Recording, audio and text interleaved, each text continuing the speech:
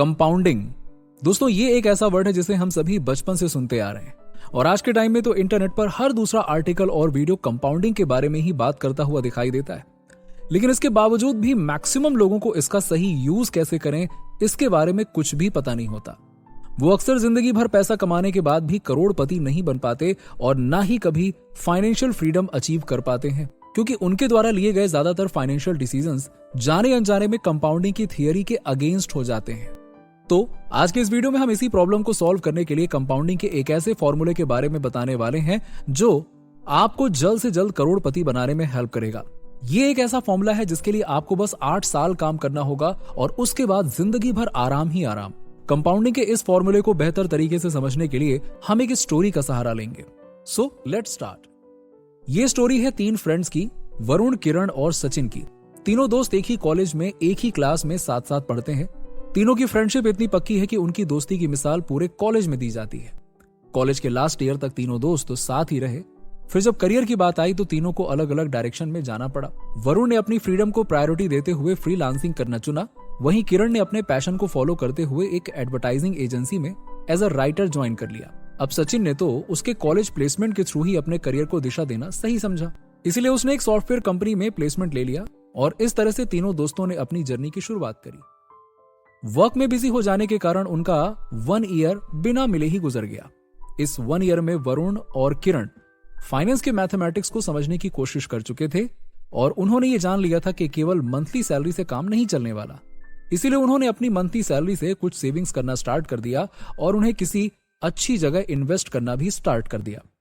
वहीं दूसरी ओर सचिन एक बहुत ही हम्बल बैकग्राउंड से बिलोंग करता था और अभी तक उसका माइंडसेट भी वही टिपिकल मिडिल क्लास वाला बना हुआ था। इसी वजह से उसे लगता था कि इन्वेस्टमेंट वगैरह सब कुछ यूजलेस की बातें हैं।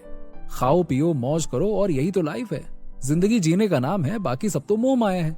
अपनी इसी फिलॉसफी को फॉलो करते हुए सचिन ने एक महंगे से पॉश इलाके में अपने लिए एक फ्लैट रेंट पे ले लिया और फिर वहां से ऑफिस तक जाने के लिए एक चमचमाती ब्रांडेड कार ईएमआई पर खरीद ली। हर महीने उसके पास 1 लाख सैलरी आती थी, जिसे वो पार्टी करने में, नए नए एक्सपेंसिव मटेरियल परचेज करने में और यूं ही यहां वहां वेस्ट कर देता था। इससे अगले मंथ के एंड में जब उसका बैंक अकाउंट पूरी तरह से खाली हो जाता था तो वो खर्चों को पूरा करने के लिए क्रेडिट कार्ड का यूज बिना सोचे समझे करता था। अब 1 साल बीत गया तो तीनों दोस्तों ने प्लान किया कि काफी दिनों से मुलाकात नहीं हुई है तो क्यों ना किसी अच्छी सी जगह पर चलकर डिनर किया जाए। इसी बहाने ओल्ड मेमोरीज भी ताजा हो जाएंगी। तीनों दोस्तों ने मिलकर एक रेस्टोरेंट डिसाइड किया और सही समय पर पहुंच गए। इतने दिनों बाद मिलने पर तीनों बहुत हैप्पी थे और उनकी बातचीत भी शुरू हो गई। काफी देर इधर उधर की बातें करने के बाद उन्होंने सैलरी और फाइनेंसेस पे बात करनी शुरू की।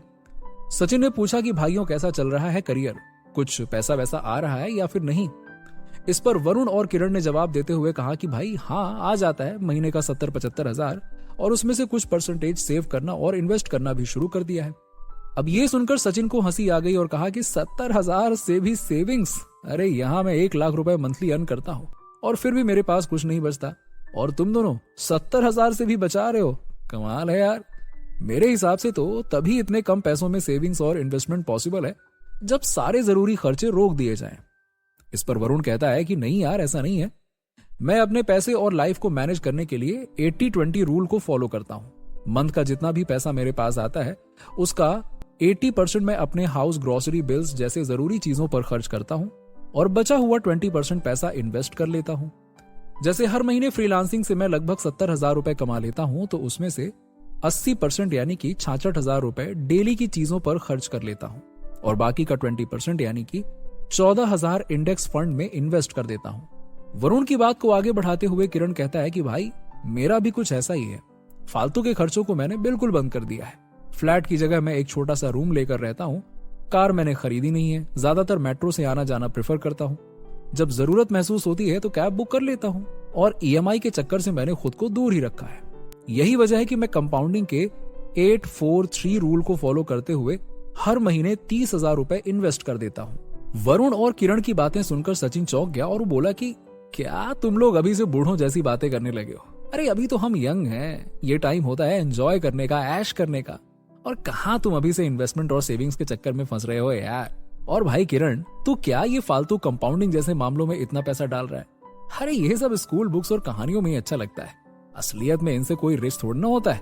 ये सब कैलकुलेशन में ही मैजिक दिखा पाते हैं। रियलिटी में तो भाई यहाँ पे लोगों का पैसा डूबता ही है बस। सचिन को बीच में ही टोकते हुए वरुण बोला, भाई ऐसा बिल्कुल भी नहीं है।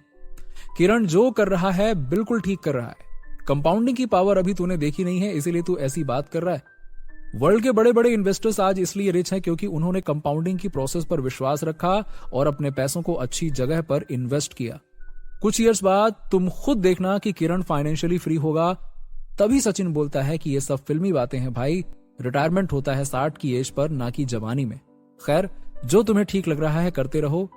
और इस तरह से तीनों दोस्तों की मुलाकात समाप्त होती है और तीनों फिर से अपने अपने काम में लग गए। तीनों अपनी लाइफ में इतने बिजी हो गए कि देखते ही देखते 7 साल निकल गए। यहां तक आते आते तीनों की एज 30 साल हो चुकी है और 7 साल के बाद जब तीनों दोस्तों को एक दूसरे की याद आई तो उन्होंने फिर से मिलने का प्लान बनाया।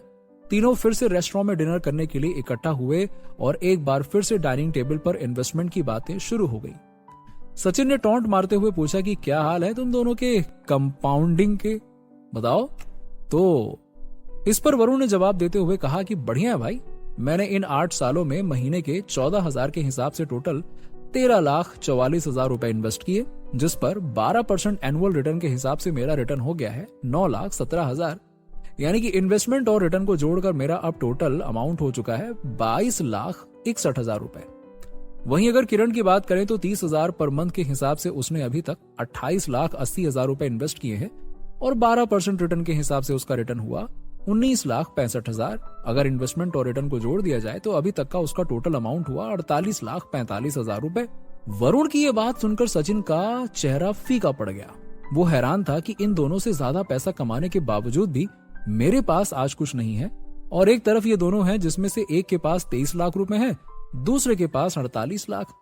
सचिन को लगने लगा कि वो गलत था और उसके सारे डिसीजंस भी ठीक नहीं थे।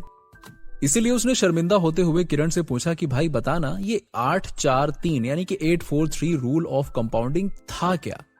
किरण ने मुस्कुराते हुए कहा कि भाई कोई बात नहीं, कुछ साल और रुक जा, फिर तुझे सब कुछ खुद ब खुद समझ आ जाएगा।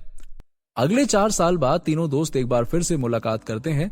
अब जब बात फाइनेंस और रिटर्न्स पर पहुंचती है तो तब तक कंपाउंडिंग के मैजिक से वरुण के पास टोटल अमाउंट 45 लाख हो चुका था। वहीं दूसरी ओर किरण की बात की जाए तो उसके पास टोटल अमाउंट 96 लाख रुपए हो चुके थे, यानी कि पहले से लगभग 2 गुना।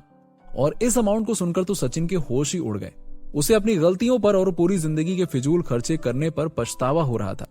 उसे कंपाउंडिंग की पावर का एहसास हो चुका था। इसके बाद उसकी एक और मुलाकात हुई अगले 3 साल बाद और तब तक वरुण का टोटल अमाउंट बढ़कर 70 लाख हो चुका था और दूसरी ओर किरण 1 करोड़ का अमाउंट पार करते हुए 1,51 लाख तक पहुंच चुका था, यानी कि स्टार्टिंग के 8 साल के टोटल अमाउंट का 3 गुना।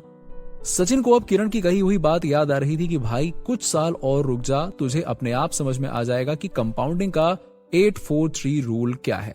और वो दिन आ चुका था जब सचिन समझ गया कि 8-4-3 रूल क्या है और मैजिक ऑफ कंपाउंडिंग क्या है। वो समझ गया कि पहले 50 लाख कमाने में 8 साल लगे, वहीं दूसरे 50 लाख उसने पावर ऑफ कंपाउंडिंग से अगले 4 साल में ही कमा लिए और तीसरे 50 लाख कमाने में तो उसे मात्र 3 साल ही लगे। यही है कंपाउंडिंग का असली पावर। जितना ज्यादा टाइम उतना ही ज्यादा रिटर्न। इसी पावर के दम पर आज किरण के पास पूरे 1,51 लाख रुपए थे, वो भी मात्र 15 सालों के पीरियड में। अब वो चाहे तो 37 की उम्र में रिटायरमेंट लेकर खुशी खुशी अपनी पूरी लाइफ एंजॉय कर सकता है। उसे कोई भी वर्क करने की जरूरत नहीं है। अब तो पैसा ही उसके लिए पैसा कमा कर ला सकता है। वो चाहे तो छोटे छोटे मल्टीपल बिजनेसेस खोल सकता है जो उसे जीवन भर पैसा कमा के देंगे।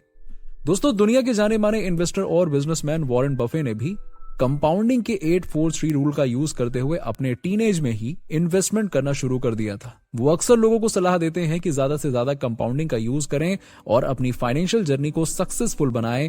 ट्रेडिंग जैसे शॉर्ट टर्म लालच में ना पड़ें। अगर रियलिटी में पॉजिटिव रिजल्ट्स और मैक्सिमम रिटर्न्स चाहिए तो बेहतर होगा कि लॉन्ग टर्म इन्वेस्टमेंट को चुनें और इंडेक्स फंड जैसे सेफ जगह पर इन्वेस्ट करें। यही सबसे जरूरी चीज है।